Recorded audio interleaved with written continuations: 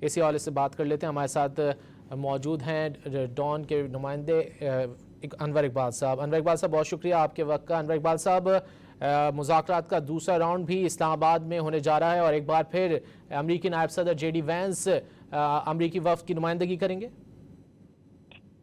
دیکھیں توقع تو یہی کی جا رہی ہے یہاں، اس لیے کہ اس میں ذرا اگر ڈومیسٹک پالیٹکس کے بارے سے دیکھیں کہ وہ نائب صدر ہیں اور عموماً جو اگلا اور ٹرمپ نے دوسرا انتخاب نہیں لڑنا ہے، تو ایسی حالت میں عموماً جو نائب صدر ہوتا ہے وہی انتخاب لڑتا ہے.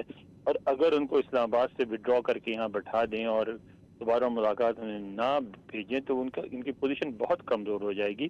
اس لیے یہ اگر یعنی اس انتخاب سے یہ بات بھی لوگ اندازہ لگائیں گے کہ شاید آئندہ جو صدارتی جو وہ ہوں گے کینڈیڈیٹ امیدوار وہ جے ڈی وینس ہی ہوں گے، اور اگر نہ کر دے تو پھر تو یہ سمجھا جاتا ہے کہ جے ڈی وینس جو ہیں ان کو اب ٹرمپ بالکل پسند نہیں کرتے. یہ بڑی نازک صورتحال تھی، اس میں انہوں نے جے ڈی وینس کو ہی اوپر لانا تھا. انور اقبال صاحب کتنی امیدیں وابستہ ہیں آپ کو اسلام آباد میں جو دوسرے راؤنڈ کے حوالے سے خبریں گردش کر رہی ہیں؟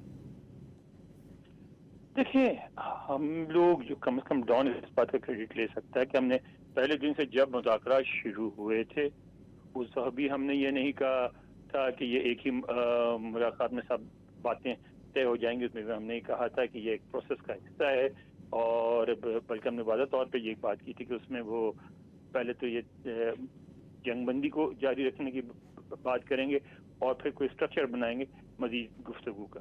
اس کے بعد جب لوگوں نے یہ کہنا شروع کیا، جب وہ چلے گئے جے ڈی وینس واپس تو کہنا شروع کر دیا کہ مذاکرات ناکام ہو گئے، اب سب کچھ ختم ہو گیا. اس وقت بھی ہم نے یہ نہیں کیا، اس وقت بھی ہم نے یہ کہا کہ نہیں، ختم بالکل نہیں ہوئے ہیں اور مزید مذاکرات ہوں گے. اور ابھی جو دونوں جو ہیں فریق وہ اپنے اپنے ساتھ ایک دوسرے کی تجاویز لے کے گئے ہیں، اس پہ گفتگو کریں گے اور اس کے بعد مزید بات چیت ہوگی. انور اقبال صاحب اور بھی آپ ایک بات اور ذہن میں رکھیں کہ جو ایرانی وفد ہے ان کو بھی بہت تشویش تھی اس بات کی کہ اگر وہ وہاں سے بیٹھ کے فون کے ذریعہ رابطہ کرتے اپنے قائدین سے جو ایران میں تھے تو اس سے اسرائیل کو پتہ لگ جاتا اور اسرائیل یہ بھی کر سکتا تھا کہ ان قائدین کو ٹارگٹ کرتا. تو ان کے لیے ممکن نہیں تھا وہ یہ کہ یہاں سے ہر وقت انہیں کنسلٹ کریں، رابطہ کریں اور پھر فیصلے کریں. تو یہی بہتر سمجھا گیا کہ وہ واپس چلے جائیں، وہاں ان سے بات چیت کر کے پھر فیصلہ کریں اور پھر بات آگے بڑھے. انور اقبال صاحب کیا امریکی صدر ڈونلڈ ٹرمپ خود بھی آ سکتے ہیں؟ کچھ اس حوالے سے بھی خبریں گردش کر رہی تھیں.